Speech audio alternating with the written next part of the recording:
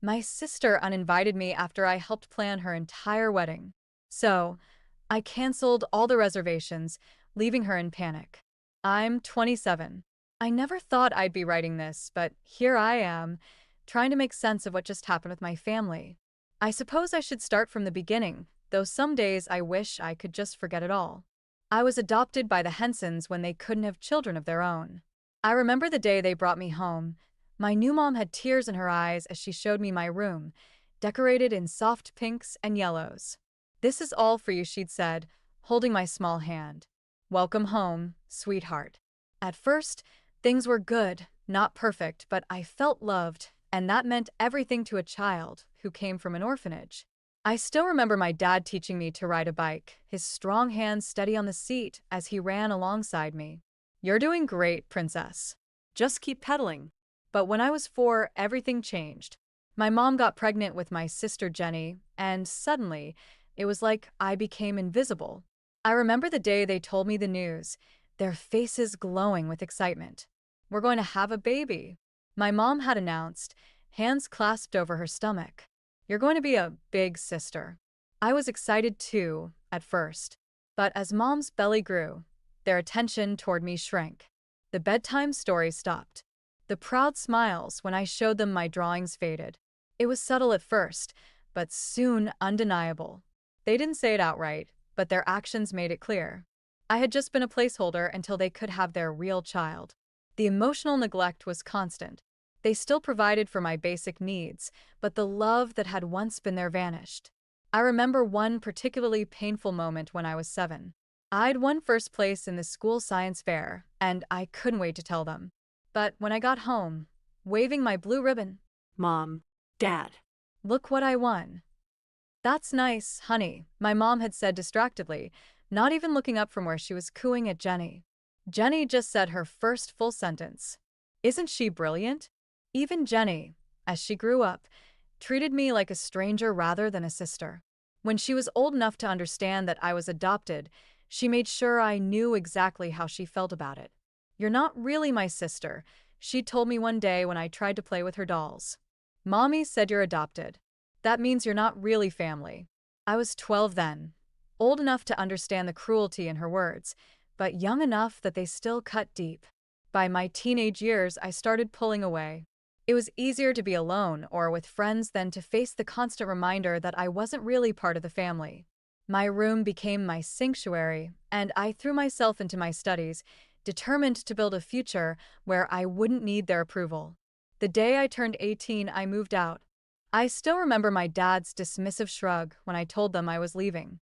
"If that's what you want," he'd said, barely looking up from his newspaper. "Just don't expect us to support you if things don't work out." We didn't cut ties completely. I still showed up for holidays and kept in touch, but I kept them at arm's length. Every visit was an exercise in maintaining polite conversation while ignoring the undercurrent of tension. Then I met Henry.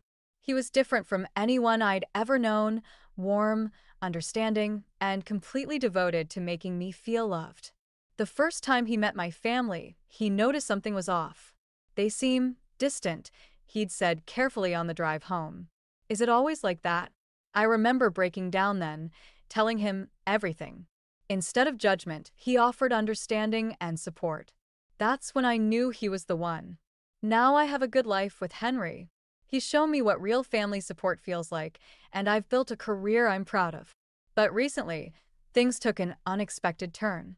Jenny got engaged to Peter, and suddenly my family started reaching out. My mom's call caught me off guard. "Honey," she'd said, her voice syrupy sweet. "We need your help with Jenny's wedding. You're so good with organization, and well, we could use some financial assistance too." They wanted me to help with wedding preparations and even assist with the costs. My parents were insistent about my participation, painting it as this big family affair. The weird part? Jenny herself barely said anything. It was all coming from my parents. Henry was cautiously optimistic when I told him about it. "Maybe they're trying to make amends," he suggested. "But be careful, okay? Don't let them hurt you again." After much consideration, I decided to give it a chance. Maybe, I thought, this was their way of trying to rebuild our relationship. What a fool I was. At first, everything seemed perfect. My mom was more affectionate than she'd been in my entire life. She even hugged me, something I couldn't remember her doing since I was very young. Jenny and I started bonding for the first time ever. I know we haven't been close, Jenny had said during one wedding planning session, but I'd really like to change that. You're my sister after all. Those words meant everything to me then. I let my guard down, thinking maybe things were finally changing. Then the requests for money started. First, it was small things, deposits for decorations, venue payments that needed to be made immediately, or they'd lose the reservation. It's just temporary, Jenny would assure me. I'll pay you back as soon as Peter's bonus comes through. You're such a lifesaver, sis. I, desperate for that sisterly connection, kept helping. I had the means, and I wanted to believe in this newfound relationship. Each time she called me sis, it felt like another piece of my childhood dream coming true.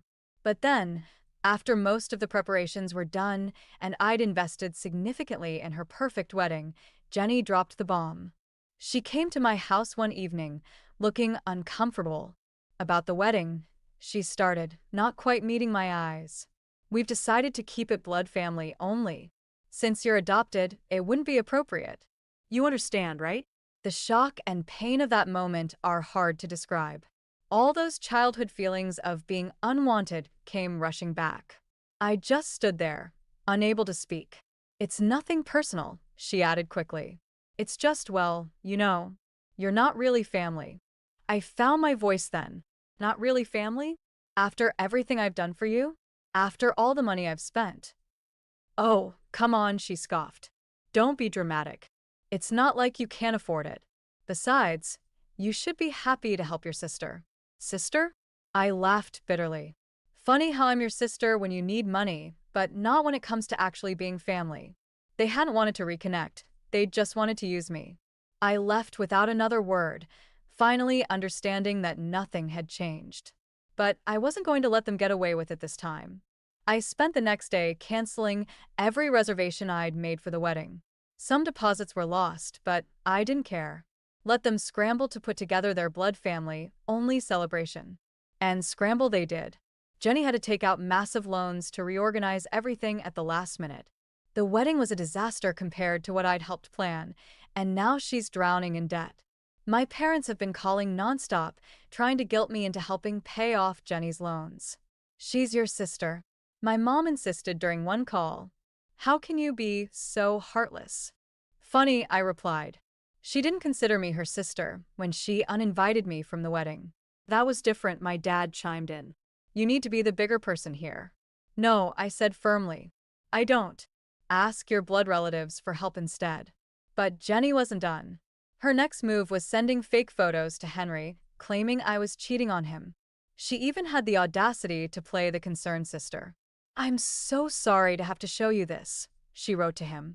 But you deserve to know what kind of person you're engaged to. What Jenny didn't know was that during the wedding preparations, I'd caught her in a compromising position with someone who wasn't Peter. I'd kept quiet then, but after her attempt to ruin my relationship, all bets were off. I sent those photos to Peter with a simple message. Thought you should know who you really married. He filed for divorce immediately. Now Jenny is out of her home, drowning in debt, and our parents won't take her in because they don't want to deal with her financial mess. Her latest move? She's trying to sue our parents, claiming they should have paid for the entire wedding because they're her biological parents and therefore responsible for her happiness. I heard about it from a mutual friend who works at the courthouse.